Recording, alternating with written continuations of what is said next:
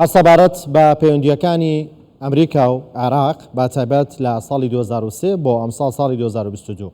گرافیکمان ئامادەمیوانێکیشمان هەیە ویش بەڕێز نەوزاد هیتوتی شارەزای سیاسەتی نێودەوڵەتی.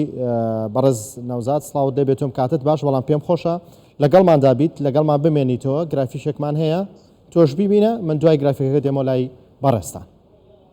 بەڵێ گرافیکمان بۆ ئامادەکردوون لەبارەی پەیوەندیەکانی عێراق و ئەمریکا لە ساڵی 2023 بۆ ئەم ساڵ بە شێوەیە چەند ئاستا تێپەڕیوە لەسەر چ بنەمایەک بووە. لێرە سەرجەم ئەو زانیاریانەتان بۆ خێنە ڕوو، دوایتر لەگەڵ میوانەکەم گفتوگۆی داهاتووی پەیوەندیەکان چی لەم پەیوەندیانە سوودمەند بۆ کێ زیانمەند بووە سەرجەمیتان بۆ ئەخێنە ڕوو. پەیوەندیەکانی عێراق و ئەمریکا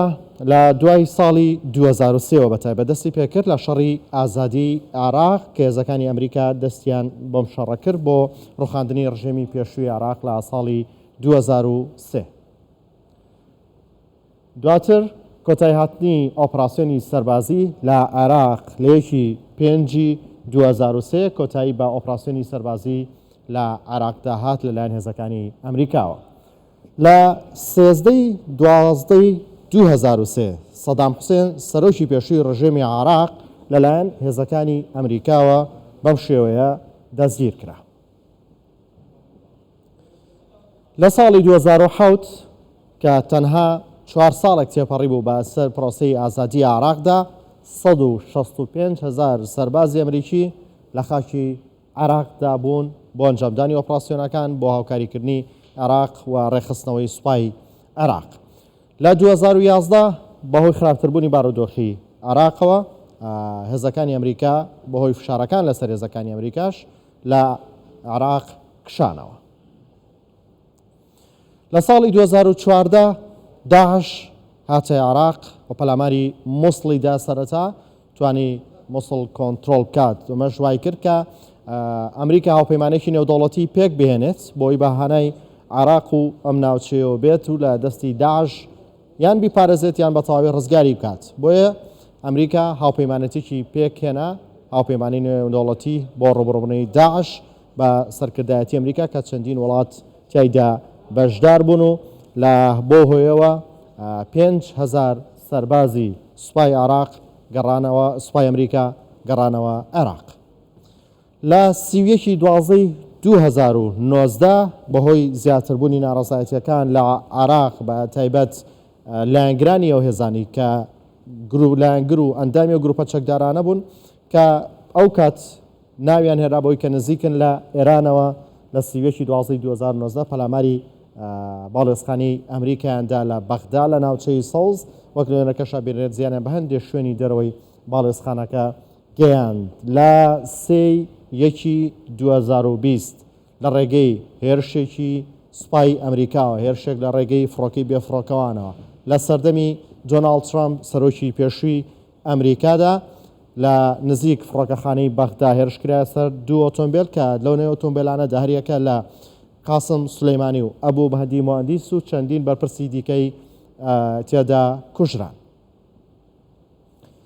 لە دوای ئەو کوشتنی قاسم سولەیمانی و ئەبوو مەهدی موهەندیس فشارەکان لە سەری عێراق زیادی کرد بەتایبەت لەلایەنەوە گروپانەی کە نزیک بوون لە ئێرانەوە لە بۆیە لە 5/1/2021 بڕیاردرا لە پەرلەمانی عێراق بە دەرچوونی هێزەکانی ئەمریکا لە عێراق، بەڵام لە نێوەم کۆبوونەوەیدا سوننەکان و کورد بەشداریان نەکرد و بڕیاریان نەدا بە کشانەوەی ئەمریکا لە عێراق. لە 31/2021 ڕێکەوتنامەی استراتیژی لە نێوان ئەمریکا و عێراقدا کرا. لەو ڕێکەوتنەشە ئەوەی تێدا بوو کە هێزەکانی ئەمریکا لە عێراق بکشێنەوە. بەڵێ ئەوەی بینیمان مێژووی پەیوەندیەکانی ئەمریکا و عێراق بوو بەتایبەت لە ساڵی 2023 بۆ ساڵی 2022. من دەگەڕێمەوە لای میوانەکەم بەڕێز نەوزاد هیتوتی شارەزای پەیوەندی نێودەوڵەتی کە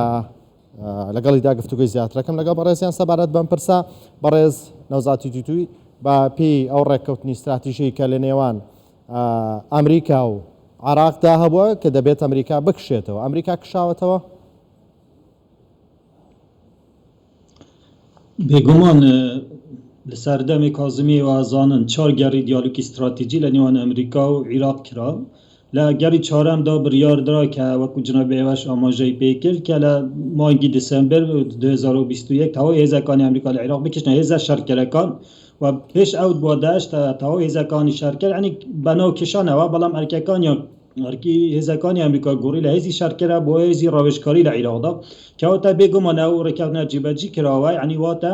دەبێت ئەو خەلە لە بیرمان بێت کە ئەرکی هێزەکانی ئەمریکا لە عێراق گوڕاوە ئێستا هێزی شەرکەر نەمەوە بەلکو هێزەکان زیاتر هێزی ڕاوێژکاری ناکە پاڵپشتی هێزەکانی عێراق دەکەن لە ڕۆی لۆجیستی و ڕاوێژکاریەکە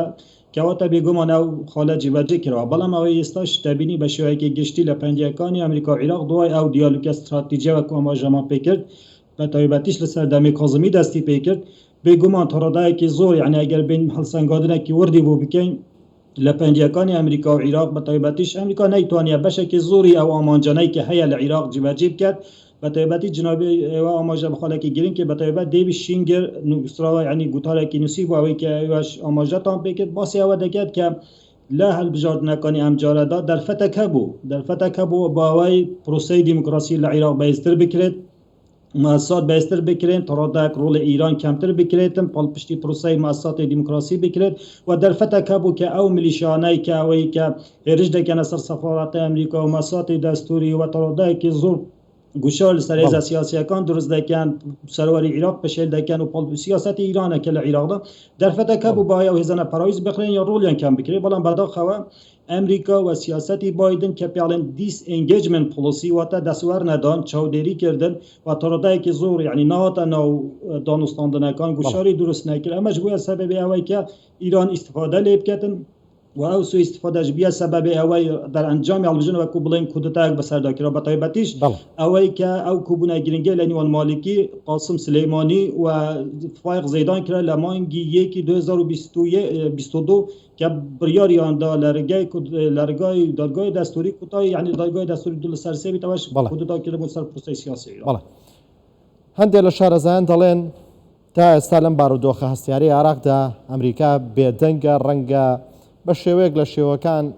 دەستی لە عێراق شت بێت بە کوردیەکەی خۆمان کەڵێن بەڵام پێتان وایە ئەمریکا بە ئاسانی دەست لە عێراق بەردا کە بە ملیارەها دۆلاری لە عێراقدا خەرج کردووە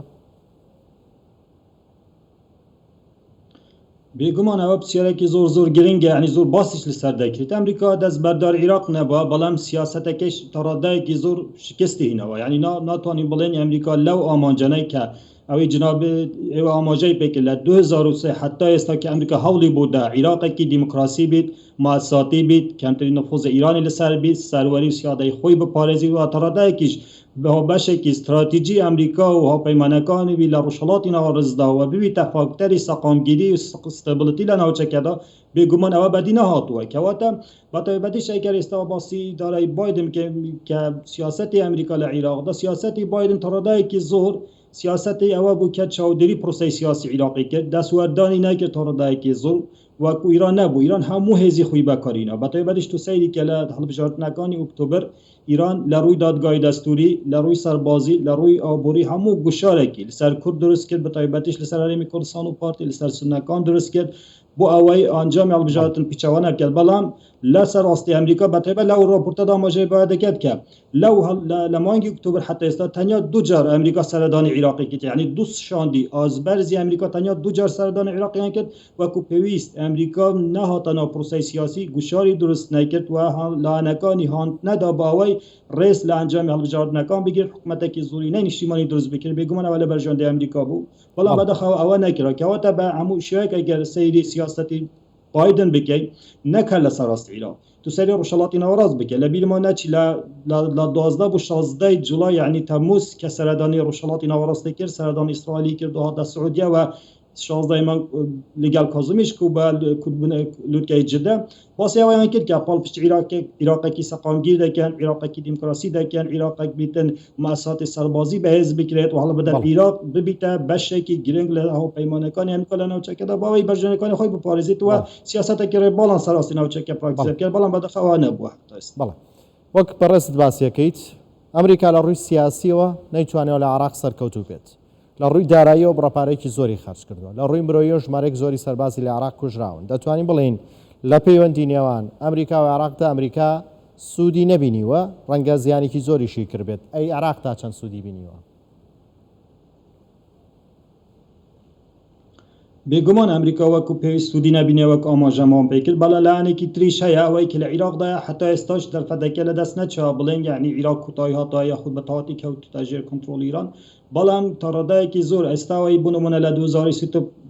سەیری پرۆسەی سیاسی عێراق بکە دەرفەتێک جار زۆر هەبوو پرۆسەی دیموکراسی بەهێز بکرێت ماساتی مەدەنی دروست بکرێت و ڕادەکەیش نەمانی ڕژیمی سەدام دەرفەتێکی زۆر باش بوو هەم بۆ کورد هەم بۆ سنە هەمیش بۆ شیعەکان بۆ ئەوەی چی وایە کە نەتوان ڕاست و دەرفەتانە وەرگیرێت ڕوبەڕووی گەندەڵی بێگومان بربەستی زۆری هەبوو لە گرنگترین ئەو بربەستانەش ئەوە بوو کە دەسوەردانەکانی ئیران بوو بە تایبەتیش دروستکردنی شەڕێکی تایفی لە عێراقدا سێکتەریان وۆر کە پێڵێن ئەم سێکتەریان وۆرە یاخود ئەو شەڕە تایفەی کە لە 2005 بە تایبەتیش زۆر تون بوو لە عێراقدا شەڕینەوە خۆی کە پێڵێن سیڤیل وار بیە سەبەبێ ئەوەی ڕادایەکی زۆر ماساتی عێراق لاواز ببن یاخود بیە سەبەبێ ئەوەی دی کێشە و گرفتەکان زیاتر ببن و میلیشیا دروست ببیتن و دوای ئەوەش بووە سەبەبێ ئەوە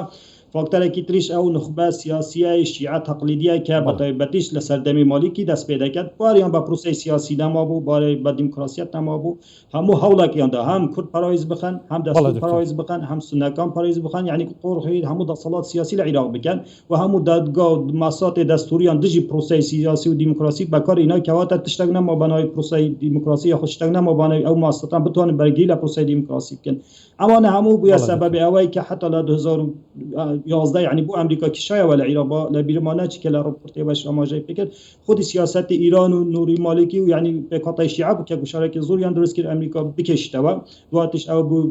سیاستێکی تاوفیان بەرامبەر سنە پراکتیزای کرد ئەو بیباوتنی داعش لە 2014 و حتا ئێستاش ئەوەی کرد دەرهۆشتا تەداعیاتی هەموو بەهۆی ئەو سیاسەتە خراپەی